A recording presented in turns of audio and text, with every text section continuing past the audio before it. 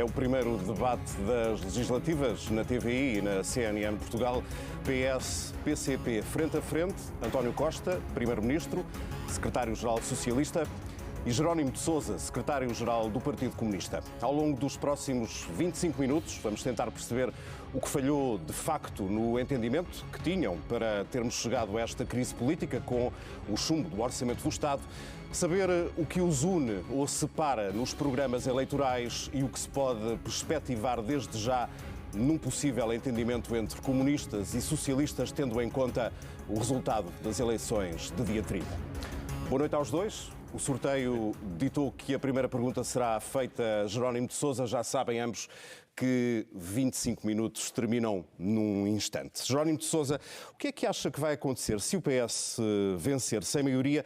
Sente que não há outra saída para os socialistas a não ser negociar com o PCP e com os outros partidos de esquerda depois de dia 30, se não tiver a maioria? Bom, em primeiro lugar, eu acho que é importante um esclarecimento, tendo em conta alguns equívocos que existem.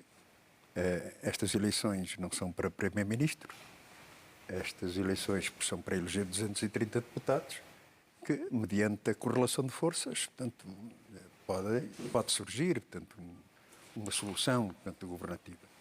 Mas, mais do que a preocupação portanto, com o Governo, com o PS, nós consideramos fundamental que, tendo em conta a situação do país, tendo em conta até a linha de avanços e de conquistas que se alcançaram portanto, neste período de 6 anos, são elementos incontornáveis porque, do nosso ponto de vista, um governo deve governar, mas a sua pergunta demonstra portanto, que com quem eu coloco a questão de um governo para quê?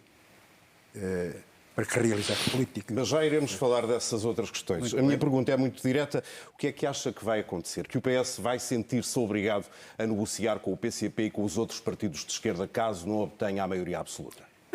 Não cometerei a precipitação de fazer contas antecipadas. Portanto, obviamente, os eleitores ainda não decidirão e, nesse sentido, enfim, vamos aguardar, portanto, pelo resultado eleitoral e com essa nova composição portanto, da Assembleia da República, com certeza, portanto, existirão soluções possíveis, admito eu, e da nossa parte há uma ideia muito forte que é da necessidade de dar resposta aos problemas dos trabalhadores e do povo e do país.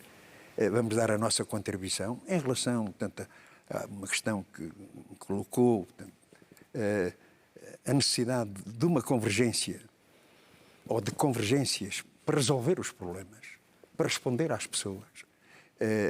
Creio que os portugueses estão mais interessados em saber portanto, o que é que cada um defende, o que é que cada um tem como objetivo, como resultado destas eleições. Mas eles querem também perceber exatamente que cenários é que se podem traçar no Parlamento depois do dia das eleições. António Costa vai fazer exatamente o que se no dia 30 o PS vencer sem maioria absoluta. Muito boa noite também ao Sr. Deputado Jerónimo de Sousa, boa noite a todos. Eu creio que o país percebe bem que esta crise política que foi criada com o chumbo do orçamento, em plena pandemia, no momento em que o país tinha que estar focado na recuperação económica e na recuperação social, foi um ato de enorme irresponsabilidade política. E que os portugueses sentem a necessidade de colocarmos toda a nossa energia no esforço de recuperação, de virar esta página desta pandemia e responder aos problemas sociais e económicos efetivos que o país tem. E para isso nós precisamos de estabilidade. E nas atuais circunstâncias, depois do que aconteceu, para termos estabilidade, a única fórmula segura e certa é podermos contar com uma maioria. Jerónimo de Sousa coloca a questão, para que a maioria? Eu digo, a primeira resposta é que esta maioria é necessária para que entrem em vigor todas as medidas importantes para as famílias, importantes para as empresas e que foram chumbadas com este orçamento. Mas essa maioria pode não ser alcançada pelo PS. Os cidadãos decidirão. Aquilo que me compete dizer é o que é que eu acho que é necessário e o que é que eu pretendo fazer. Em primeiro lugar, Se o orçamento tivesse sido aprovado, todos os pensionistas que recebem pensões até 1.097 euros já estariam este mês a receber um aumento extraordinário. As micro, pequenas e médias empresas já teriam visto eliminado o pagamento especial por conta. 170 mil famílias já estavam isentas de pagar o IRS. 120 mil crianças que se vivem em situação de extrema pobreza já estariam a receber, neste momento, a garantia infantil. E porquê é que não avançou? Porquê é que não avançou com essas... Não avançou porque o PCP se juntou aos outros partidos para chumbarem o Orçamento de Estado. O que é que impedia o aumento extraordinário das pensões? Sei naturalmente que vocês resistiram até poder, mas porquê é que não avançaram, não concretizaram tanto isso? O senhor deputado sabe bem. Nós fizemos o aumento normal porque o regime de duodécimos permite. Não podemos fazer o aumento extraordinário porque o regime de duodécimos não permite. Nós teríamos a fazer se o orçamento tivesse passado. Porquê é que chumbaram o orçamento? Porquê é que não deixaram sequer o orçamento chegar à especialidade? E, portanto, quando nós falamos da necessidade de ter estabilidade, não falamos por acaso. Falamos da necessidade de ter estabilidade para garantir que cumprimos e aplicamos as medidas que beneficiam a vida concreta das pessoas, a vida concreta das empresas, aquilo que permite fazer uma melhoria significativa do rendimento das famílias. Esse é o objetivo. E, para isso, precisamos de estabilidade para criar as condições sociais e económicas para que isso seja possível. Jerónimo de Sousa, porquê é que chumbaram o orçamento? Este orçamento tinha ou não tinha a marca do PCP? Bom, neste orçamento, o que era marcante não era tanto a linha de avanços que tinham sido alcançados noutros anos, mas, portanto, essa pergunta de porquê é que chumbámos o orçamento era porque, para além do conteúdo geral, o PCP, numa altura, portanto, crucial de discussão do Orçamento do Estado, colocou 3 questões fundamentais ao Governo. Primeiro, a revogação da legislação laboral que atinge direitos individuais e coletivos dos trabalhadores. Aliás, o Governo vai ter que explicar, portanto, falou agora no seu programa do aumento do salário médio, mas como é que se aumenta o salário médio se, em relação à definição dos montantes, em relação, portanto, a critérios que, como, por exemplo, está a acontecer, infelizmente, na administração pública, onde mais um ano, portanto, e vão 10, em que os trabalhadores da administração pública praticamente não tiveram, portanto, qualquer aumento. Portanto, salários. A questão do Serviço Nacional de Saúde. Como elementos cruciais para resolver problemas e responder aos anseios dos portugueses. As nossas propostas eram simples. Em primeiro lugar, portanto, o aumento do salário mínimo nacional, portanto, com uma abrangência maior de valorização geral dos salários, incluindo, portanto, desses setores com salários médios.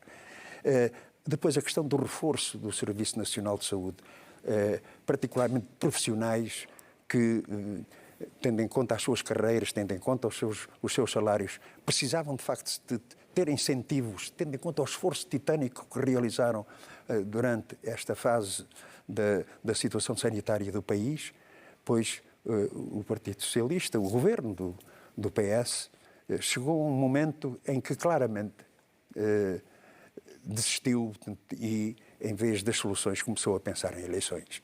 E podia ter dito, em vez logo de início, porque aquilo, enfim, toda aquela imagem de o governo quer uma maioria, depois foi anunciando, portanto, uma maioria estável, depois foi anunciando, portanto, uma maioria mais um, portanto, e, finalmente, portanto, o Partido Socialista avança que nós queremos, enfim, a maioria absoluta e, para isso, portanto, convocamos as eleições. Vamos focar-nos já agora nessa troca de acusações. Sente, António Costa, que as negociações e as cedências que fez ao PCP foram mesmo as suficientes, as que chegavam para aprovar o Orçamento do Estado? O Jerónimo de Sousa tem razão quando o acusa de não querer soluções, mas sim eleições. Pedro, nós estamos a viver há quase 2 anos em pandemia. Eu pergunto se alguém acha que um Primeiro-Ministro, no meio da mais grave crise sanitária que alguma vez tivemos que viver, no meio de uma enorme incerteza em que temos governado nestes últimos 2 anos, em que os peritos se dividem se é para usar máscara, se não é para usar máscara, se é para estarmos isolados 5 dias ou para estar isolados 7 dias. Neste momento de enorme incerteza, onde tivemos a maior crise económica que o país alguma vez teve, onde fizemos as tripas coração e tudo o que tivemos ao nosso alcance para andar a proteger empresas, proteger empregos, proteger rendimentos. Numa crise económica destas, mas algum Primeiro-Ministro quer abrir uma crise e quer ir para eleições.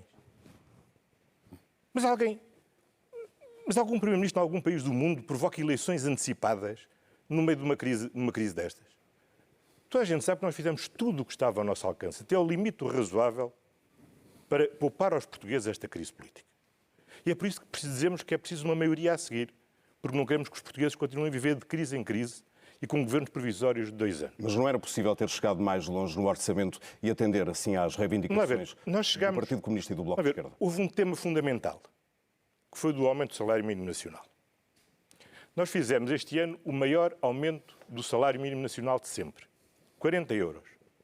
A proposta do PCP é que em 1 de janeiro tivéssemos pelo menos mais do dobro, 755 euros. E fizéssemos mais do triplo, em 1 de junho, chegando aos 800 euros. Agora, o que eu pergunto é o seguinte: é exigível, neste momento, às empresas, em particular às empresas que pagam salário mínimo, são as empresas, muitas da restauração, do setor do turismo, do setor têxtil, que teve quase há 2 anos sem encomendas, os setores que foram mais atingidos pela crise, nós podemos impor-lhes um aumento desta natureza, quando há uma enorme incerteza sobre o que acontece com o preço das matérias-primas, o que acontece com o preço da energia. Ouça, este é o maior aumento sempre do salário mínimo nacional. Desde o 25 de Abril nunca houve um aumento tão grande como este. Acusa o PCP, eu pergunto é o seguinte, podíamos ter feito o dobro de irresponsabilidade política ao ter chumbado o orçamento. Por que razão? Vamos lá ver, eu não quero Qual é estar a sua opinião sobre este desfecho? Por que razão é que o PCP e o Bloco de Esquerda não aprovaram o seu orçamento de Estado? Estas eleições não são sobre recriminações sobre o passado, são sobre o futuro. Eu não quero estar aqui a fazer acusações, agora não aceito acusações. E eu não estou aqui para reerguer os muros que eu próprio derrubei há 6 anos atrás. Nós estamos aqui para fazer avanços. E avanços que tinham já sido possíveis neste orçamento. E avanços que nós temos que prosseguir. Nós temos que ter uma melhoria geral dos salários. Porque nós fizemos um enorme aumento do salário mínimo ao longo destes 6 anos. Mas nós temos que aumentar os salários médios, temos que aumentar os salários em geral. E isso implica ajudar a economia a crescer, fortalecer as empresas. Nós temos um acordo, como o Sr. Deputado Jerónimo de Sousa sabe, em negociação em sede de concertação social para a produtividade e para os rendimentos. Esse acordo foi prejudicado pela pandemia. Mas esse acordo tem que estar concluído e fixarmos uma meta. Até julho deste ano nós temos que ter esse acordo fechado para garantir esse progresso efetivo nos salários. Jerónimo de Sousa, quer responder? Bem, eu considero que não é momento, nem espaço, nem tem grande utilidade de acusações mútuas, mas temos que ser rigorosos. Porque quando afirmamos que o PS fundamentalmente cria eleições e não, portanto, soluções, tinha a ver com resistências inesperadas e incompreensíveis, porque o Governo não avançou um elemento que fosse em relação, por exemplo, tendo em conta até esta perspectiva de aumento dos salários médios, que perspectiva é que tinha em relação àquilo que é, portanto, uma distorção antidemocrática dos trabalhadores poderem ser, portanto, impedidos de exercer um direito coletivo para o qual eles lutaram já há mais de um século. A contratação coletiva. O direito de negociação e de contratação. Permitindo a caducidade dos contratos como arma de arremesso das entidades patronais. Portanto, nós, acolhendo até o próprio espírito da Constituição da República, portanto, não estou aqui a inventar o programa do PCP. Estamos a falar da Constituição da República, que considera o direito de negociação e de contratação coletiva como um direito fundamental na nossa Constituição laboral. Qual é a resposta do Governo do PS? Manter a caducidade dos contratos. Não. Que confiança é que fica entre o PS e o PCP depois desta crise política que estamos a viver?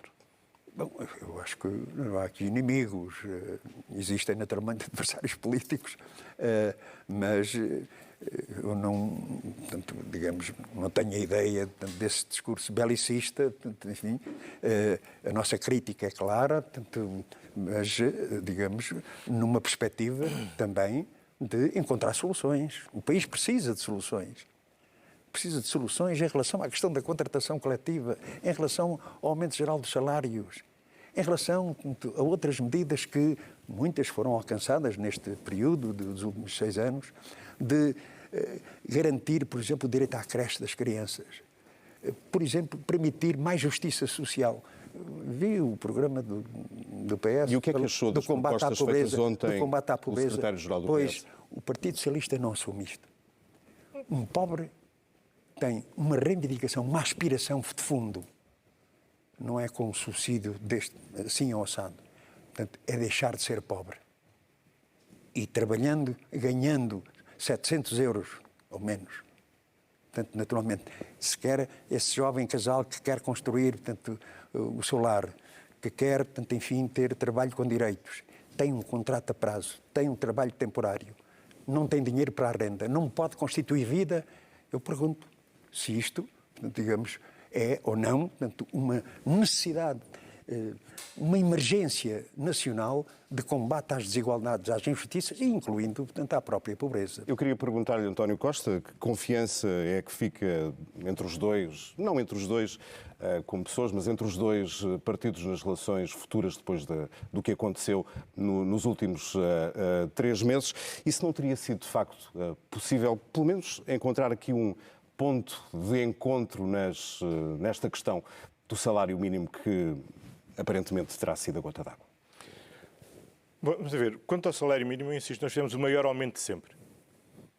E eu pergunto às pessoas que estão lá em casa e que sabem o que têm passado os setores mais atingidos por esta crise, como é a restauração, como é o turismo, se podíamos, de repente, impor um aumento que, em vez de ter estes 40 euros por mês, eram os 95 que o PCP propunha para já, e até 800 euros já em junho.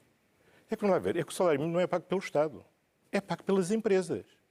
Nós temos todo o esforço, fizemos toda uma caminhada de 6 anos, onde sempre dissemos o mesmo, nós vamos avançar, mas nunca avançaremos mais do que a perna. E nós não estamos, e quem é Primeiro-Ministro tem o dever de não estar agarrado ao lugar e aceitar a qualquer custo, qualquer acordo. Há limites. E nós fomos até ao limite do possível. Agora, o limite não foi a legislação de trabalho. Porque o Sr. Deputado Jerónimo de Sousa sabe que nós já apresentámos a proposta de lei de revisão do Código de Trabalho, que responde ao tema da caducidade. Como, antes da caducidade, qualquer uma das partes, os sindicatos ou as confederações patronais, podem requerer a arbitragem necessária e de evitar que exista a caducidade. Nós avançámos relativamente ao Serviço Nacional de Saúde. Não foi só no reforço da dotação do Serviço Nacional de Saúde que nós propunhamos para este orçamento em mais 700 milhões de euros.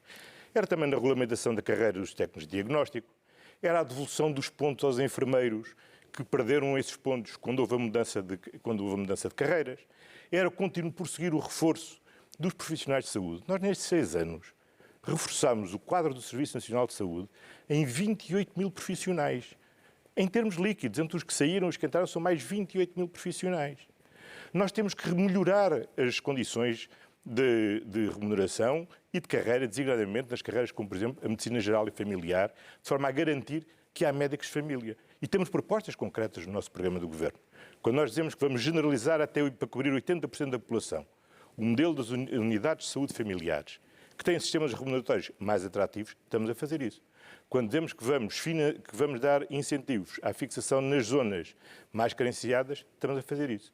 Como estamos a dar resposta também à necessidade da transição geracional dos professores, acabando de uma vez por todas com este absurdo, que é ser a única carreira no conjunto do Estado onde durante décadas as pessoas têm que obrigatoriamente se apresentar a concursos e andar com a casa às costas e mudar de escola em escola de 4 em 4 anos. É mau para a qualidade educativa, é péssimo para a vida dos professores Portanto, temos de uma vez por todas de mudar este modelo de concurso e acelerar a vinculação dos professores. Portanto, nós temos respostas concretas e essas respostas concretas, para implementar estas respostas concretas, que nós precisamos de uma maioria que não chumbe tudo na Assembleia da República e que permita estes avanços efetivos. Mas essa maioria pode não acontecer.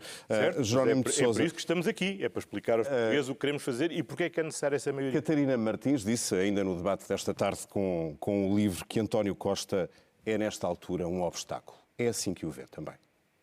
Não, eu acho que isso é uma expressão, no mínimo, infeliz. Quem tem que decidir da vida do PS são os socialistas.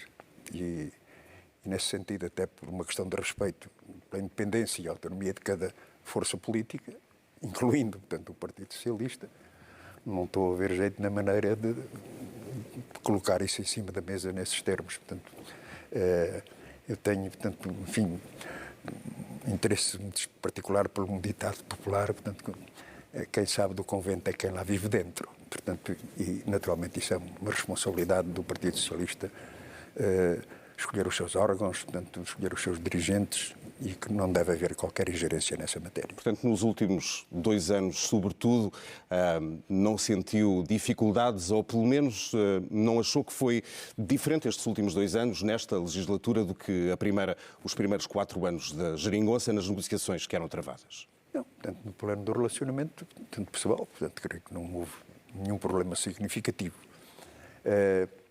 Em relação, portanto, no plano político, no plano orçamental, enfim, no plano da legislação produzida pela própria Assembleia, aliás, portanto, o Partido Socialista gosta de usar a expressão das contas certas. Pois a verdade é que a Assembleia da República, tirando os orçamentos, sempre alcançou maiorias PS-PSD para derrotar propostas do Partido Comunista Português, da CDU. Portanto, nós... E para evitar isso, ver-se-ia novamente a negociar com António Costa daqui a um mês? Não faço futurologia, portanto, e seria arrogância da minha parte, portanto, dizer, portanto, um não ou um sim, portanto, sem fundamento. A nossa intervenção geralmente tem rigor de análise, de aprofundamento, do que estamos a discutir. Portanto, é o que cada um propõe, portanto, para Portugal, portanto, para os portugueses. Nós temos propostas, temos também um compromisso eleitoral, particularmente um compromisso com os trabalhadores, e neste quadro, portanto, enfim, estamos aqui numa posição construtiva porque achamos que é possível melhorar a vida dos portugueses. Portanto, este exemplo repetido aqui mas por parte de sozinhos António no Parlamento Costa, ou em conjunto com o PS e com o Governo Socialista? Nós, portanto, enfim, portanto, o conteúdo das coisas é que determina a nossa posição de voto.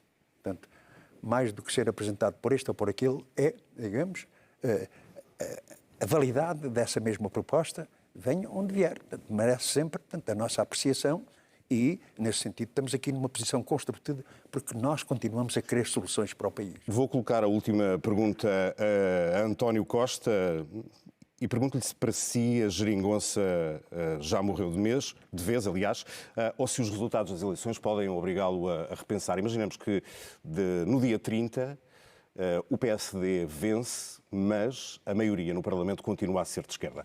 Já disse que sai se perder estas eleições. Mas o que é que o PS deve fazer então, na sua opinião? Vamos ver, o PS apresenta-se a estas eleições para garantir uma solução de estabilidade. A nova situação política criada em 2015 foi a solução interpartidária mais estável que o país já viveu até agora. E enquanto houve caminho para andar, andamos. Tenho muita pena e tenho muita dificuldade em compreender porque é que ela foi interrompida.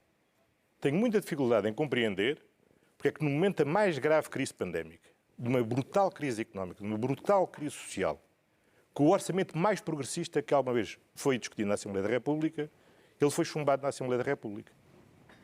Porque é que se inviabilizou o aumento extraordinário das pensões? Porque é que se inviabilizou a garantia infantil? Para si, a geringonça chegou ao fim. É isso, António Costa. Ouça, não há mortes definitivas a não ser a própria morte. Agora, nas atuais circunstâncias, aquilo que eu tenho que dizer aos cidadãos, com a mesma frontalidade com que disse há 2 anos atrás, para mim não haveria outra solução fora do quadro da geringonça, eu tenho que dizer aos cidadãos que neste momento eu não sinto confiança para dizer que essa é uma solução estável. Vamos lá ver. Eu honrei a minha palavra. Ao longo destes 2 anos, o Dr. Rui Rio várias vezes disse que estava disponível para negociar. Mas o que disse aos eleitores, o que eu disse aos cidadãos há 2 anos, é que o nosso mandato que pedimos era para prosseguir a geringonça. E foi nessa solução que nós investimos tudo e trabalhámos tudo. Com a mesma frontalidade, eu tenho que dizer aos portugueses, essa solução, neste momento, não dá confianças. A solução segura e certa é esta. E é a solução segura e certa que nos permite progredir. E é isso que nós temos que fazer. É progredir para termos mais, melhor vida para o nosso país, para o nosso povo, aumentar a nossa capacidade e virar de uma vez por todas a página desta pandemia, como já virámos há 6 anos atrás a página da austeridade. Jerónimo de Sousa, muito boa noite, muito obrigado aos dois. Chega ao fim o debate desta noite. O próximo aqui na TVI, é já na sexta-feira, vai opor o PSD ao CDS, enquanto que na CNN Portugal o frente a frente que se segue acontece já amanhã às 10 da noite entre o Chega e o Livre. Tenham uma boa noite. Até amanhã.